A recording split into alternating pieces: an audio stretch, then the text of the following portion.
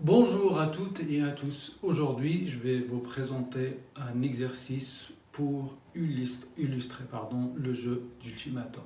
Dans cet exercice, on a deux joueurs qui doivent partager une somme d'argent de 4 euros. Le joueur numéro 1 fait sa proposition au joueur numéro 2. Le joueur numéro 2 a le choix d'accepter ou de refuser le partage, bien sûr. Donc si le joueur 2 accepte le partage se fera. Si le joueur 2 refuse le partage n'aura pas lieu. Le joueur numéro 1 qui va faire la proposition a 3 choix possibles. Soit de faire un partage égalitaire, équilibré, ça veut dire 50-50, donc de garder 2 euros et de donner 2 euros. Et donc le joueur 2 aura le choix après soit d'accepter, soit de refuser. Premier choix. Deuxième choix, pour le joueur toujours numéro 1, est de se comporter comme entre guillemets un égoïste et de proposer un minimum au joueur numéro 2, c'est-à-dire qu'il va essayer de garder presque la totalité de la somme, presque 4 euros, on va dire 4 euros moins epsilon qui tend vers 0, il va proposer epsilon, une somme très très faible, proche de 0, au joueur numéro 2. Et après, bien sûr, le joueur numéro 2 a le choix soit d'accepter, soit de refuser. Le deuxième choix. Troisième choix, c'est que le joueur, bien sûr toujours pour le joueur numéro 1, soit de se comporter aussi comme quelqu'un de très généreux, où il va se contenter du minimum, c'est-à-dire de epsilon, et de donner le maximum de la somme au joueur numéro 2. Et pareil, donc le joueur numéro 2 a le choix d'accepter ou de refuser. Donc de manière générale, le joueur numéro 1 a 3 choix. Soit un partage égalitaire, de proposer un partage égalitaire, soit d'agir comme égoïste et donc d'essayer de garder le maximum et de donner le minimum au joueur numéro 2, soit d'agir ou de se comporter comme généreux et de se contenter du minimum et de donner le maximum au joueur numéro 2. Première question, il nous demande de présenter le jeu sous forme extensive. Donc un jeu extensif, c'est sous forme d'arbre. Donc le joueur numéro 1, donc ici, donc forcément on a un jeu en information parfaite ou avec information parfaite. Le joueur numéro 1 fait la proposition, ou fait sa proposition. Et le joueur numéro 2, il choisit en fonction de la proposition du joueur numéro 1. Ça veut dire que le joueur numéro 2, il sait s'il est dans ce nœud, ou dans ce nœud, ou dans ce nœud. Donc la proposition 1, le joueur 1 va décider de garder le maximum, donc il va se comporter comme égoïste, donc essayer de garder le maximum de 4 euros et donner le minimum au joueur numéro 2. Donc ici, pour avoir un exemple ou un exercice chiffré, donc j'ai donné à epsilon, c'est-à-dire le minimum 10 centimes. Donc le joueur numéro 1, il va essayer de garder 3,90 € et de proposer que 10 centimes au joueur numéro 2. Le joueur numéro 2, il peut accepter ou refuser. S'il accepte, le joueur numéro 1 aura 3,90 € et le joueur numéro 2 aura 10 centimes. S'il refuse, le partage n'aura pas lieu et ils auront 0,0. Le joueur numéro 2 aussi a le choix entre la deuxième proposition. La deuxième proposition, donc, ça veut dire 50-50. Se comporter comme quelqu'un de juste et d'équitable. Donc il va faire un partage équitable ou égalitaire en proposant 2 euros au joueur numéro 2. Donc le joueur numéro 2 a le choix d'accepter ou refuser. S'il accepte, le joueur 1 aura 2 euros, le joueur numéro 2 aura 2 euros et donc le partage aura lieu. Si le joueur numéro 2 refuse, le partage n'aura pas lieu et donc 0 € pour chaque joueur. Troisième cas où le joueur numéro 3 se comporte comme quelqu'un de généreux, on va dire, ou l'altruisme. Donc il préfère donner le maximum au joueur numéro 1 et garder le minimum. Donc il va proposer 3,90 € au joueur numéro 2 et il garde des centimes. Pareil, donc le joueur numéro 1 2, pardon, le choix d'accepter ou de refuser. Donc voilà la représentation sous forme extensive de ce jeu en information parfaite. Question numéro 2, donner la forme normale du jeu. Donc, il demande de donner la forme normale. Donc pour déterminer la forme normale, on doit déterminer les stratégies de chaque joueur. Le joueur numéro 1 a 3 stratégies. Garder le maximum, 50-50, donner le maximum. Le joueur numéro 2 a 8 stratégies. Donc c'est ça, donc il a 2 choix ici, accepter, refuser, 2 choix ici, accepter, refuser, 2 choix ici, accepter, refuser. Donc pour connaître l'ensemble des stratégies du joueur numéro 2, on va 2 fois 2 fois 2, donc 2 fois 2, 4 fois 2, 8. Donc le joueur numéro 2 a 8 stratégies. Donc ce que je vous mets ici, donc le joueur numéro 1 a 3 stratégies, et le joueur numéro 2 a 8 stratégies. Lesquelles? Donc, commencer par la gauche vers la droite ou la droite vers la gauche. Donc, on va commencer de la gauche vers la droite. Le joueur numéro 2 va décider donc de jouer A après 1. Donc, jouer A après 1.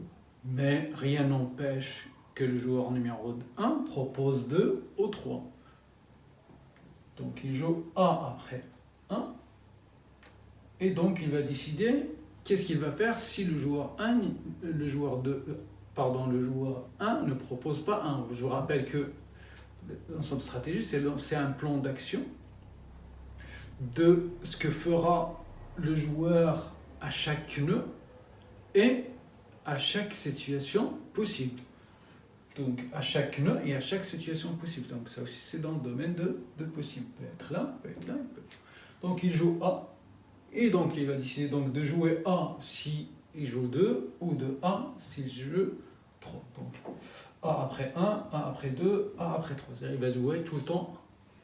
Donc, ou de jouer A après 1, de jouer A après 2, et on change. Donc, on va faire l'ensemble des lignes.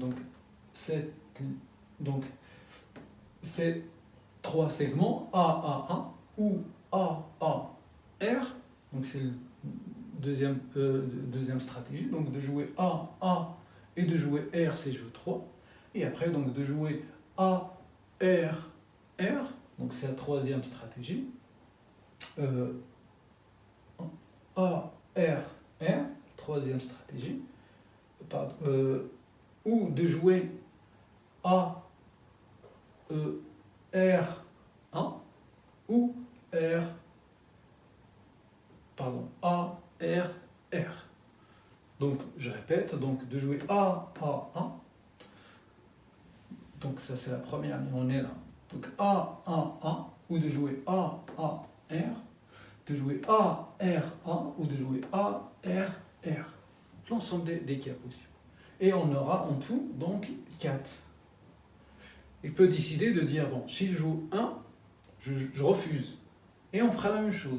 Donc il faut refuser, mais si jamais il joue 2, je fais quoi? J'accepte. S'il joue 3, j'accepte. Donc on aura R-A-A. C'est R-A-A, R-A-A, ou R-A-R, c'est la sixième, ou R-R-A, ou R-R-R, et la huitième. Donc on aura 8 stratégies différentes. Donc c'est simple. Donc, on commence de la gauche vers la droite, vous faites la même chose de la droite vers la gauche, vous aurez le même résultat. Donc, il joue A s'il est au nœud numéro 1, numéro 2 ou nœud numéro 2.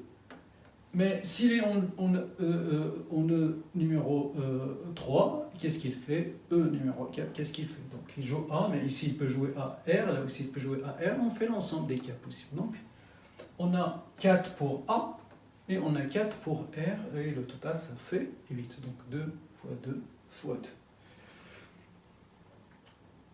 2. Donc pour le tableau, donc je reprends juste la forme extensive pour compléter le tableau.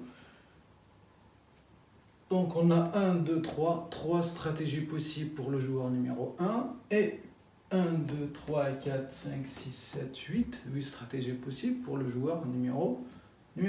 Donc on a dit A, R, A, R, R.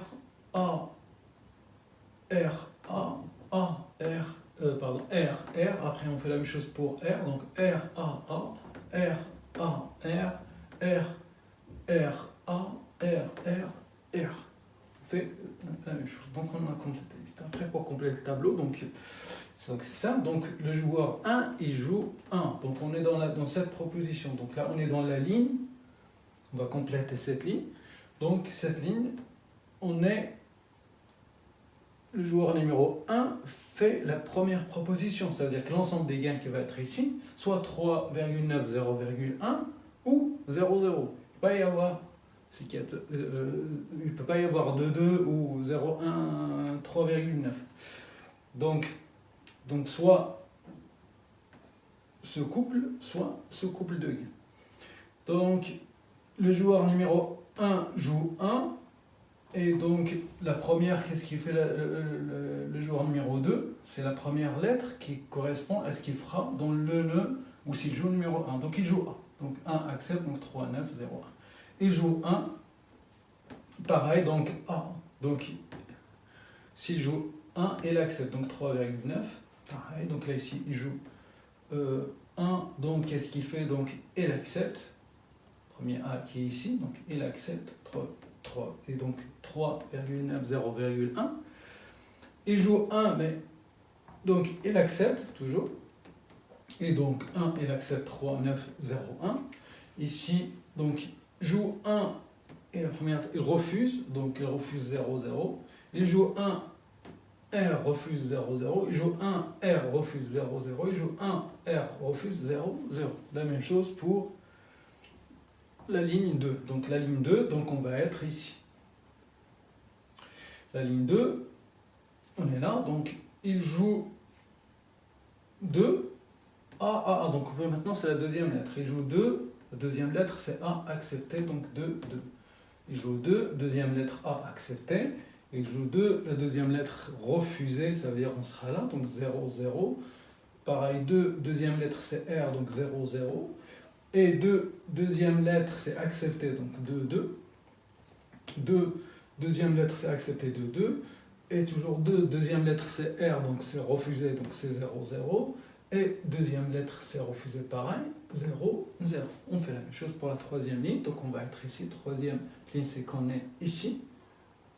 Donc soit ici, soit ici.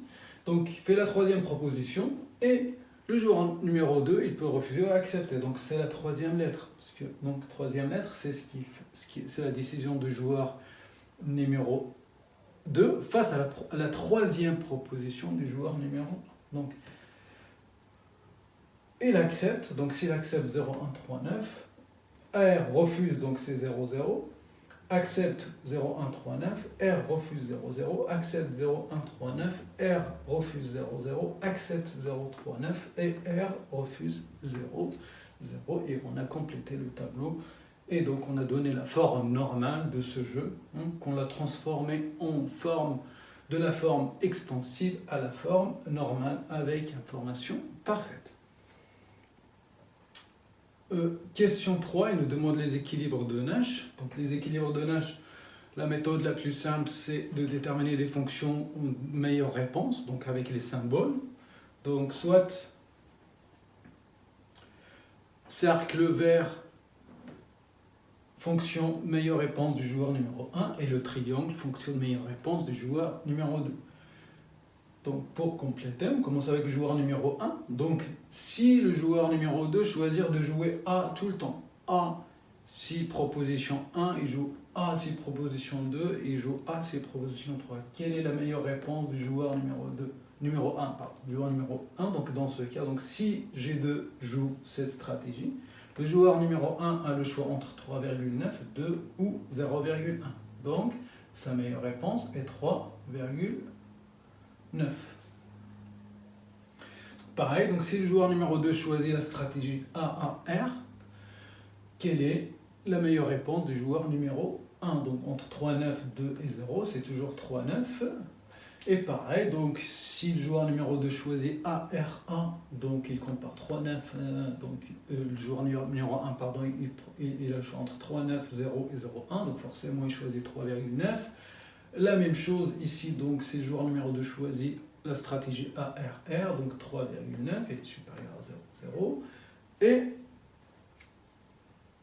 s'il choisit RA1, il a le choix, le joueur numéro 1 a le choix entre un gain de 0, 2 et 0, 1, il choisira 2. Et pareil, donc RAR, il a le choix entre 0, 0 et 2, il choisira 2.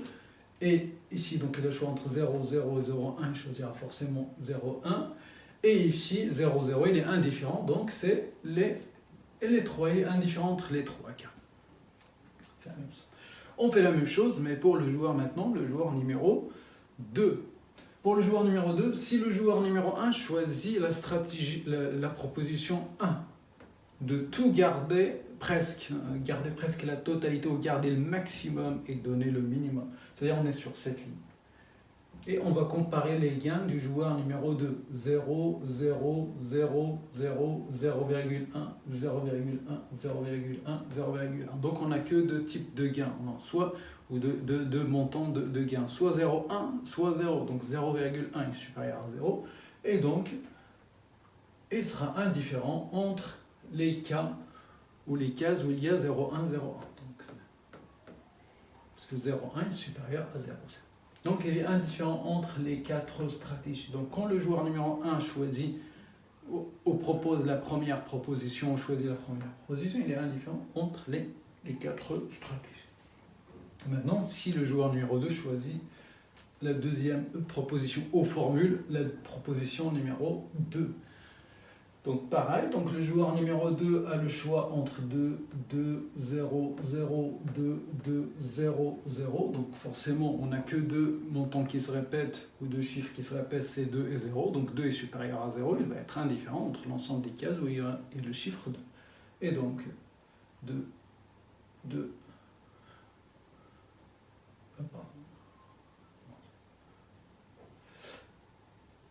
j'enlève ça avant. Donc voilà, 2, 2, 2. Attention, donc ça c'est pour séparer, vu qu'on a des chiffres avec les virgules, d'habitude on sépare les deux gains avec virgule, mais vu que les chiffres sont avec virgule, je mets un trait d'union, ce n'est pas moins, donc c'est 0, 0. Pareil, donc si le joueur numéro 1 offre ou choisit ou propose la troisième proposition, le joueur numéro 2 a le choix entre un gain de 3,90, 3,90, 3,90, 3,90. Forcément, il choisira les gains ou les stratégies qui offrent 3,9. Et voilà. Et donc, pour trouver l'équilibre de Nash, c'est tout simplement de regarder les cases où il y a les deux symboles en même temps, à la fois le cercle et à la fois le triangle. C'est tout simplement l'intersection des deux fonctions de meilleure réponse. Donc l'équilibre de Nash, c'est l'intersection des fonctions de réaction ou l'intersection des fonctions de meilleure réponse. Donc on a 1, 2, 3, 4, 5, 6, 7. Donc on a 3 équilibres de Nash. 7 équilibres de Nash. Donc il y a 7 équilibres de Nash. Donc premier équilibre, donc joueur 1 joue 1, donc S joueur 1, stratégie joueur est de jouer 1. Joueur numéro 2 joue AA. Joueur numéro joue 1, donc AAR, joue 1 ARA et joue 1 et ARR. Et après, joueur 1 joue 2 et donc RAA et joueur numéro 2 joue 2 et RAR. Donc 2 RAA et 2 RAR. Et le troisième équilibre, c'est 3 et RRA. Donc le joueur numéro 1 offre ou choisit la troisième proposition et le joueur numéro 2 répond avec une stratégie de RRA. Troisième question, déterminer les équilibres de Nash. Et après, ce qu'on a fait, et est-ce qu'ils sont parfaits. Donc pour déterminer si les équilibres sont parfaits ou pas, donc on revient je reprends les équilibres, les 7, et on va analyser si les équilibres pour voir est-ce qu'il y en a un ou plusieurs qui sont des équilibres parfaits. Donc on a dit pour savoir, pour analyser si un équilibre est parfait ou pas, de voir est-ce que la menace est crédible ou pas. Donc si, parce que chaque fois, donc on a un ensemble de stratégies, c'est-à-dire qu'est-ce qu'il fera le joueur à chaque nœud ou à chaque situation possible. Donc forcément, il y en a qu'une, on va dire, une seule lettre, un seul issu qui est l'équilibre, et les deux autres, dans ce cas, ça va être des menaces. Donc il faut analyser pour voir est-ce que les menaces sont crédibles ou pas. Si les menaces sont crédibles, c'est un équilibre parfait. Si les menaces ne sont pas crédibles, c'est un équilibre sont pas crédibles, c'est un équilibre qui n'est pas parfait. On va commencer, on commence par le premier équilibre. Le joueur numéro 1 choisit 1 et le joueur numéro 2 accepte. Joue tout le temps 1, A, A.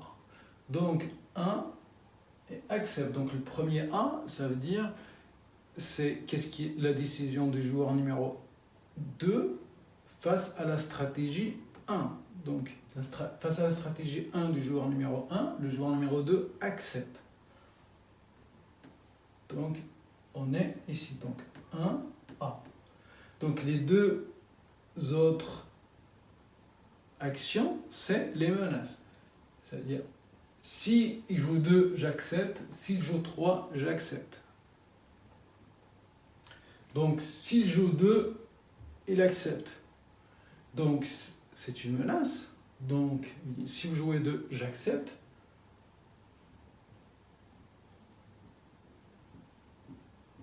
Et donc la menace, est-ce qu'il a intérêt à exécuter la menace? Ça veut dire si le joueur numéro 2, il accepte ou refuse. Donc si le joueur numéro 2 joue A, le joueur numéro 1 joue 2, le joueur numéro 2 a le choix entre un gain de 2 et de 0. Donc il gagne 2 s'il exécute la menace et il joue A.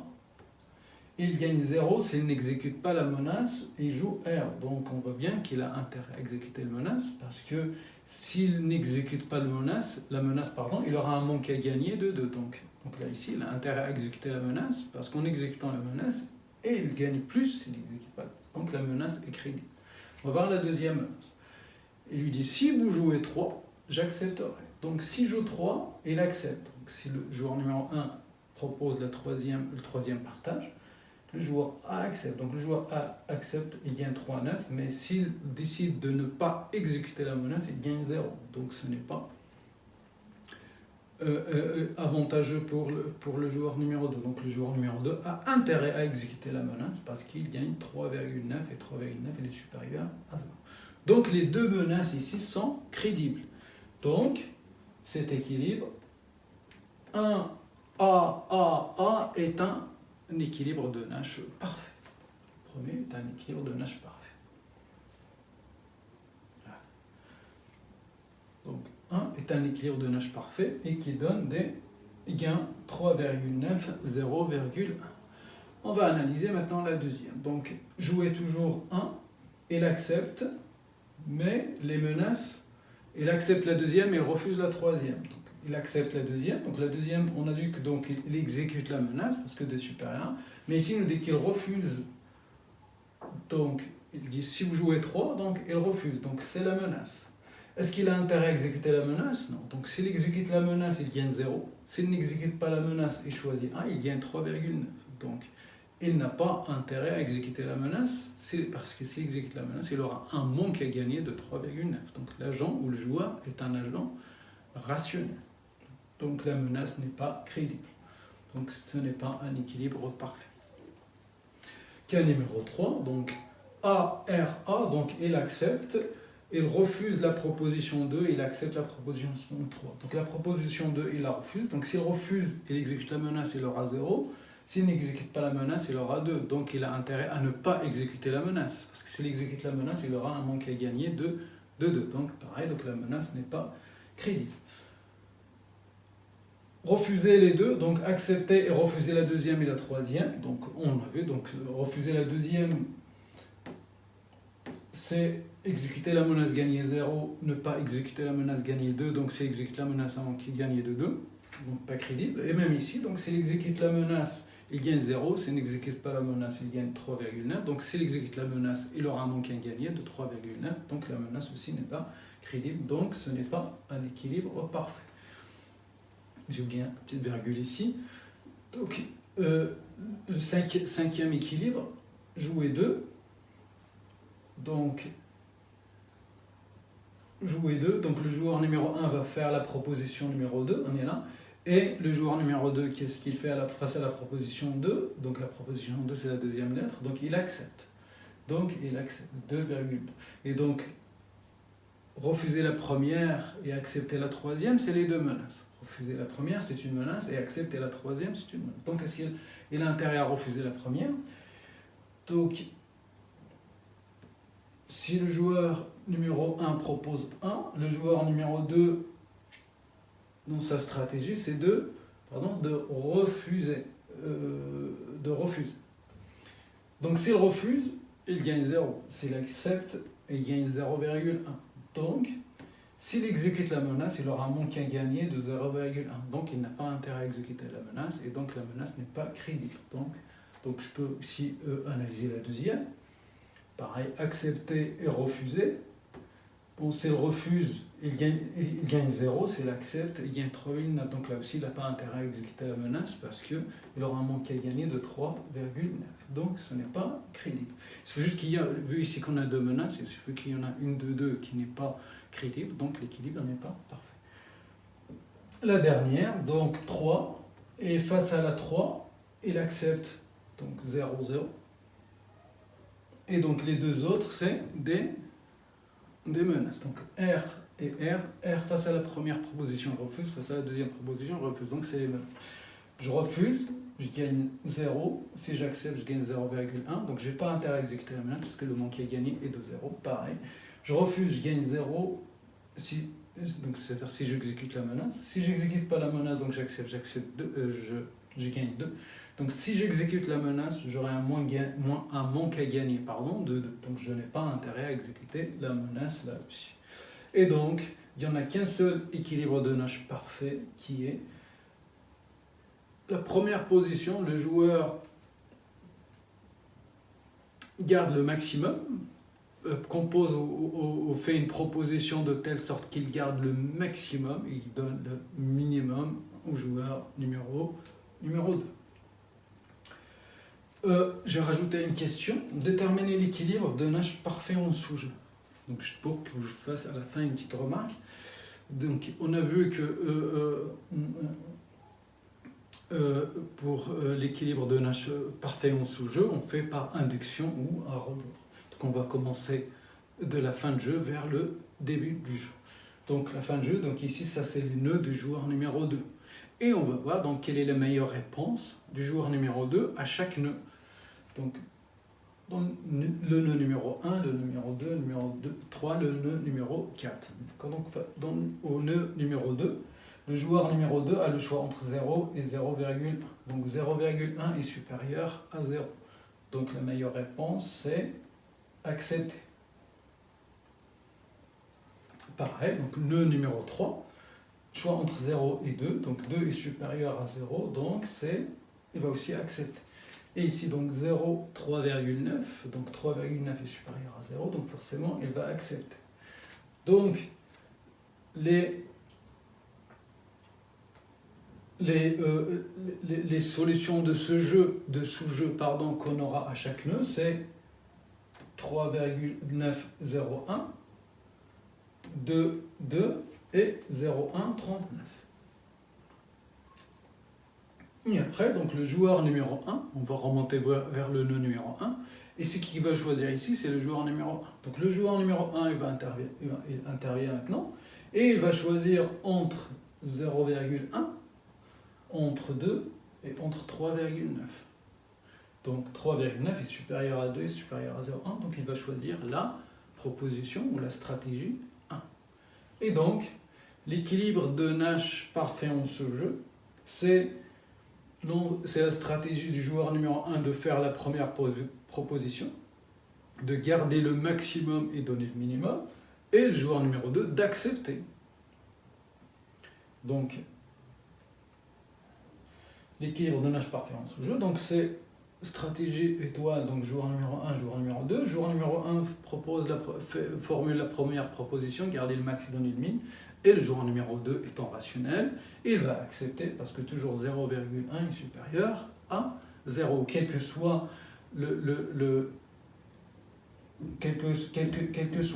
ici, je vous rappelais au début, je vous ai dit epsilon, quel que soit epsilon supérieur à 0, donc on suppose que l'agent est rationnel, donc forcément, il choisira toujours le partage. Donc là, je mets des centimes, on peut même mettre 1 centime, et tant que l'agent est rationnel, il aura toujours intérêt à choisir, à accepter le partage que de le refuser.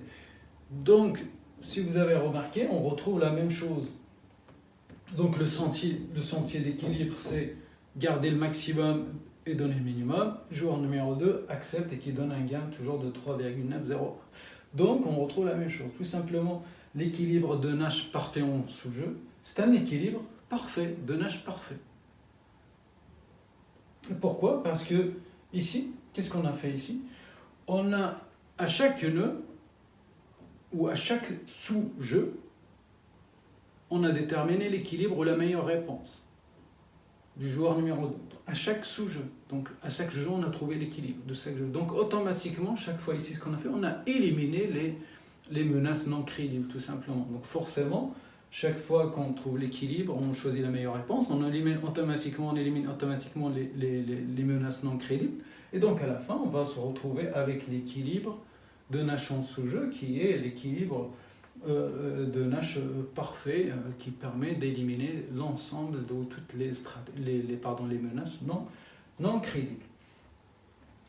Donc, après, pour conclure, tout ce que je peux vous dire sur le jeu d'Ultimatum, il y avait plusieurs expériences qui ont été faites, notamment par Goethe, Schmitzberger et Schwarz.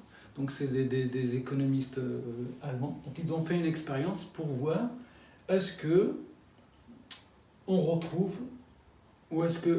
la même solution, le même équilibre proposé, le même équilibre de Nash quand on fait un raisonnement par induction ou à rebours.